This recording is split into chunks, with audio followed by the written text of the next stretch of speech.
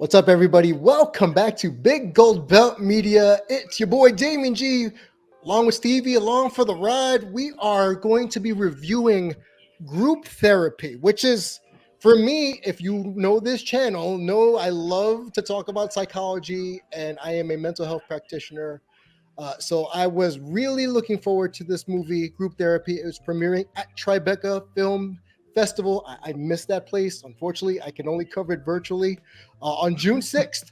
So we're going to give you an unbiased look at what we thought of the film. So, preface. Documentary films about mental health tend to be a little daunting for some people to watch. Some people can be triggered, some people can feel some type of way, and some people could just be bored out of their mind. Now, I understand this isn't for everybody, but I just want to throw it out there that this is a documentary about a heavy subject. So, anyone that's interested in watching this film, directed by, I believe, yes, Neil Berkeley, hosted by Neil Patrick Harris. We have a group of comedians. You would think this is laughs galore. But Stevie, was it laughs galore? I mean, when they showed their stand-up, I thought it was funny. Like, whatever clips that they had of their stand-up, it was funny. Even, like, my boyfriend walked in when I was watching it, and they said a joke, and he was like, he thought it was funny. Like, whatever joke that they said. But I don't think that's the point. I don't think it's supposed to be funny. To us, I think that might be the gist of it all, is that they may be funny, these comedians, right? They may do stand-up, go on late night talk shows, make movies, make everybody laugh. But if you're watching them in a vulnerable state and they're using humor to try to cover up the pain, because let's be honest here, when you're a comedian, a lot of it's because you got pain you want to cover up, and you did it by laughing. But we're taking through a lot of different life situations, right? We have suicide attempts, we have coming to grips with your sexuality, coming to grips with going to therapy while taking care of family members, which I can relate to. And it was done in a sit down style at first, and then it's shown almost like a documentary where we go to 3 or 4 different people in their homes or wherever they are to just give their account of it and talking about therapy in general. And I got the sense, and maybe you can chime in too, is not a lot of people talking about therapy, even if you're a comedian, seem comfortable about talking about therapy. It seems as if even then they were still trying to kind of the talk away. I got that. Did you get anything like that? So, like, during it, I just, like, I'm not a big documentary person. Like, right. I'm not at all. And I felt like that they were trying to explain their stories. That's what I felt like. I felt like they were trying to explain their stories and go in depth about mental health issues, which I thought there were some that I thought were interesting. I like hearing the stories of the people. Like, and there was like points in the movie where I was just like, oh my God, they actually did that. Like, I think it was one of the comedians. I think it was her name was London. And she was like telling the story about how, like, she had a makeup artist that did not know how to do black people makeup. So she just put cocoa powder on her face, like the actual cocoa powder. I was like, oh my God, why would they do that? This is horrible. Like, those were interesting. As into if they were trying to shy away from the mental health stuff, I don't think I got that vibe. I think they were just trying to explain their stories and then say something funny, because I think that's what they're told to do.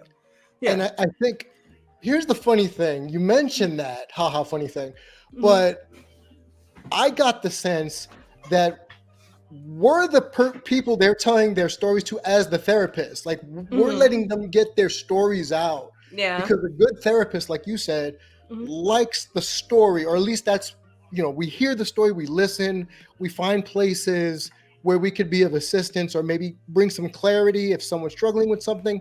Like, for instance, Atsuko, she had mentioned, or they had mentioned that their grandma was sick, and pretty much she had to take care of her herself, and Yeah. she didn't know what that was. She thought that was just what you do, right, for your family. It's not culture specific. Yeah. Whereas in my culture as well, I have to take care of my dad sometimes, who's 90-year old, can't really fend for himself, but kind of wrestling with one, the responsibility of doing that, and B, getting it out so you don't take on too much and you don't overburden yourself. So it was those kinds of things where if the, and again, the audience can let us know what they thought in the comments, but as a former clinical psychologist, I could tell you they tried to laugh it away without delving too much. The only one for me I feel like I got a lot from was Tig Notaro, talking about coming to grips with Oh. their sexuality, and then Yeah. their wife is 15 years younger than them, and saying that their wife said, hey, I want us, I want to outlive you. I want us to you want you to live to 100. And she goes, I'm 15 years older than you. Yeah. Well, that gave them a newfound motivation to stay here after Yeah. fighting with their own personal demons for their entire stand-up career, which is part of their stand-up identity, honestly, if you watch the clips. So it was almost cathartic for me to watch them explain their why. Why do I do this? Even, who was it? Even London talking about, in her family, not many people understand, comedy, or that women can't do comedy, and the whole thing about tryouts, and then her dad died, about, Yeah. it's, Yeah. Wasn't she the one that had where her family was always funny, and yes, she felt like she had she had to to be need funny. funny. She Yeah. had to be funny. And yet it was hard for her to break into the business because she's, one, a woman, and two, a woman of color.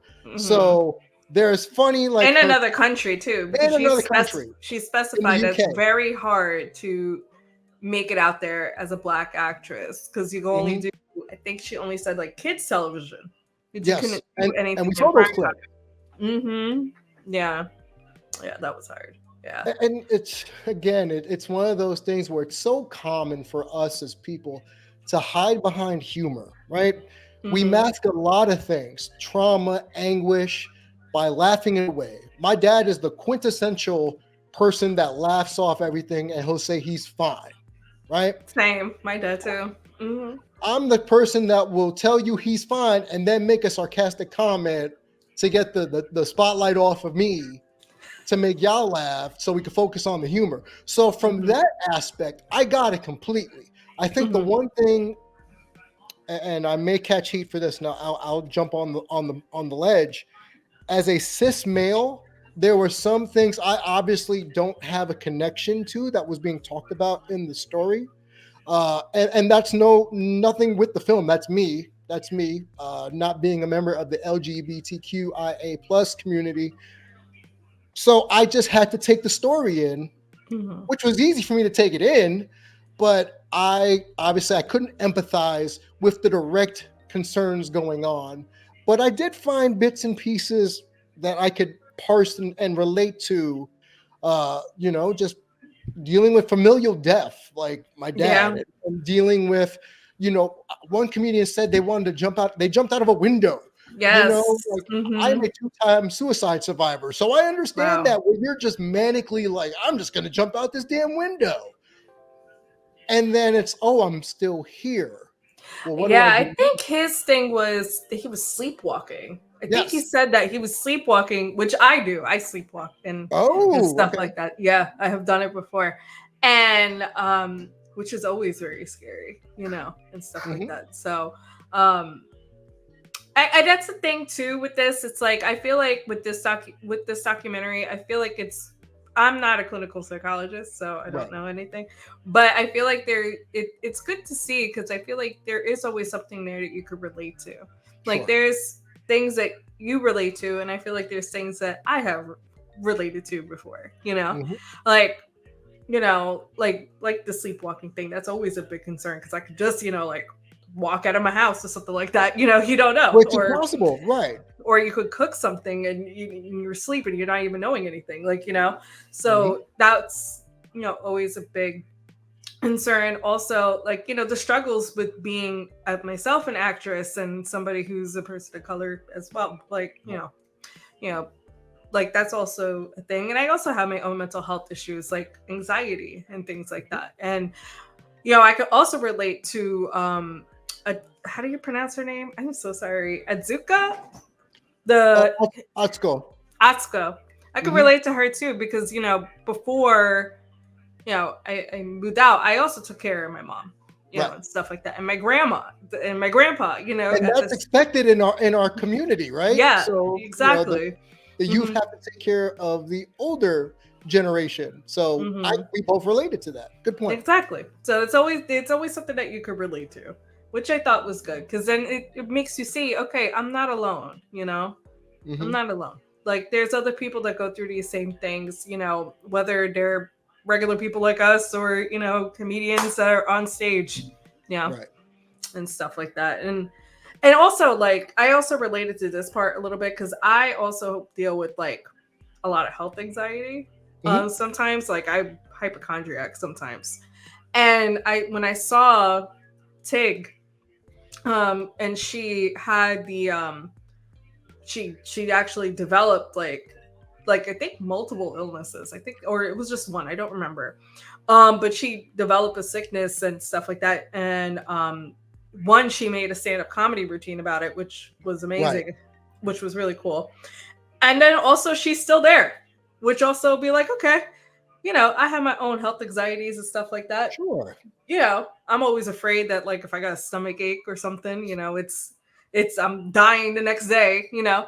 Don't use WebMD, everybody. Don't Yeah, use don't WebMD. use WebMD. It's the worst nightmare, especially at night. Um, when you're alone in your when you're in your bed, you know. um, but like I'm like, okay, she's still there. You Right. know, maybe my problems are not as worse, you know, or what I make it out to be. So yeah, that's what I take away from it. I think you can learn something from everything. I think that's absolutely right. I Mm. think what we can say is there is something that everyone who watches this film, even if you don't like documentaries or even comedy for that matter, that you can relate to. You know, someone's struggle can mirror your own, and it sounds cliche, but this movie reminds me to just remind people we're not alone. You know, Mm-hmm. our struggles are not unique to us, maybe in a minute sense, like the specific situation, but in a vacuum, a lot of the situations that they dealt with in this movie, like we said, you and I have dealt with, and it builds bonds for one, and it makes it easier for us as people to just say, okay, this is now normalized because now we live in a world where mental health is more accepted as something to talk about and not kept in the closets or under the bed. And oh, we don't talk about that. Don't say we're crazy. We don't talk about that in this family. You Mm-hmm. know, and I know because I've had it said to me. So it's nice to see that in 2024 that there is some sort of representation for everybody who struggles with mental health, that there are outlets, there are ways to be able to get the help you need, be it therapy, friends, medication,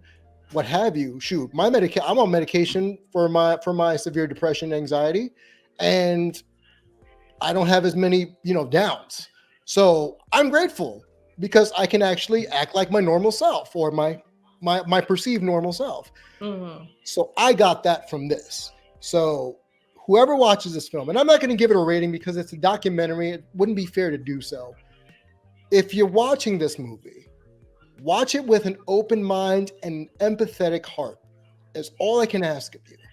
And even me, I had to put some of my biases away because, oh, these are people who are successful, six-figure earning people, like first world problems. You know what I mean? Exactly. Yeah. So I had to check my own biases at the door while watching this film. And I would ask that the audience does the same thing. So empathize, connectivity and to check our egos at the door to make sure that, we're watching this with a fresh spirit and a fresh set of eyes. Did anything else that you want to add?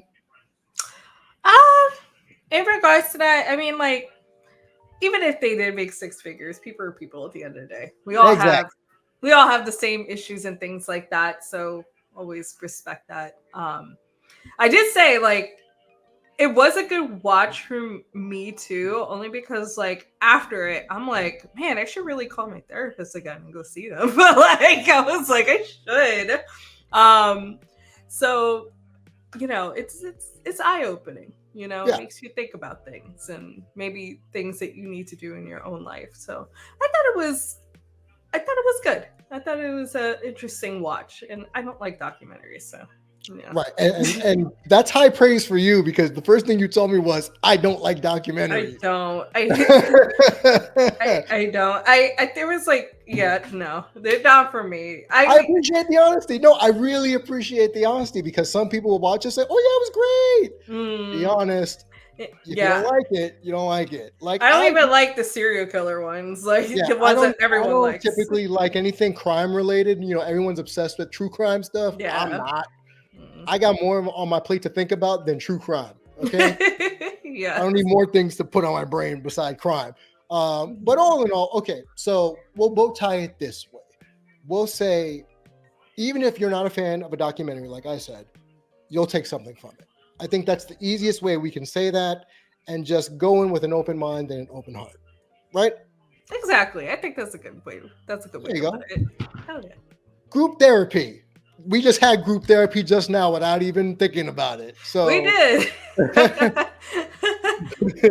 So group therapy, the film releases actually tomorrow, June 6th, by Neil Berkeley, hosted by Neil Patrick Harris at Tribeca Film Festival. Let us know in the comments at Big Gold Belt Media, biggoldbelt.com.